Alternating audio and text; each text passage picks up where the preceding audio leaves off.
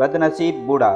हज़रत जाबिर रज़ी अल्लाह ताला अन्हु से रिवायत है कि कूफे के कुछ लोग हज़रत सअद बिन अबी वक्कास रज़ी अल्लाह ताला अन्हु की शिकायत लेकर अमीरुल मोमिनीन हज़रत फारूक आज़म रज़ी अल्लाह ताला अन्हु के दरबार खिलाफत मदीना मुनव्वरा में पहुंचे। हज़रत अमीरुल मोमिनीन रज़ी अल्लाह ताला अन्हु ने उन शिकायत की तहकीकात के लिए चंद मुअत्तमद सहाबियों रज़ी अल्लाह ताला अन्हुम को हज़रत सअद बिन अबी वक्कास रज़ी अल्लाह ताला अन्हु के साथ कूफे भेजा और ये हुक्म फरमाया कि कूफे शहर की हर मस्जिद के नमाजियों से नमाज के बाद ये पूछा जाए कि हज़रत सअद बिन अबी वक्कास रज़ी अल्लाह ताला अन्हु कैसे आदमी हैं। चुनांचे तहकीकात करने वालों की उस जमात ने जिन जिन मस्जिदों में नमाजियों को कसम देकर हज़रत सअद बिन अबी वक्कास रज़ी अल्लाह ताला अन्हु के बारे में दरियाफ्त किया तो तमाम मस्जिदों के नमाजियों ने उनके बारे में कलमा खैर का और मदह व सना की, मगर एक मस्जिद में फ़कत एक आदमी जिसका नाम अबू सअदा था,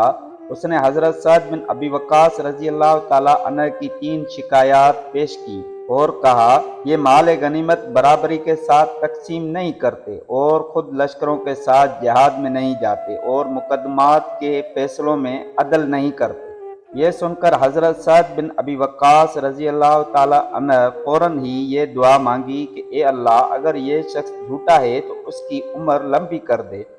और उसकी मोहताजी को दराज कर दे और उसको फितनों में मुब्तला कर दे। अब्दुल मलिक बिन उमैर ताबई का बयान है कि इस दुआ का मैंने ये असर देखा कि अबू सअदा इस कदर बूढ़ा हो चुका था कि बुढ़ापे की वजह से उसके दोनों भौं उसके दोनों आंखों पर लटक पड़ी थी और वो दर पदर भीख मांग मांग कर इंतहाई फकीरी और मोहताजी की जिंदगी बसर करता था और इस बुढ़ापे में भी वो राह चलते हुए जवान जवान लड़कियों को छेड़ता था और उनके बदन में चुटकियां फेरता रहता था और जब कोई उससे उसका हाल पूछता था तो वो कहा करता था कि मैं क्या बताऊं,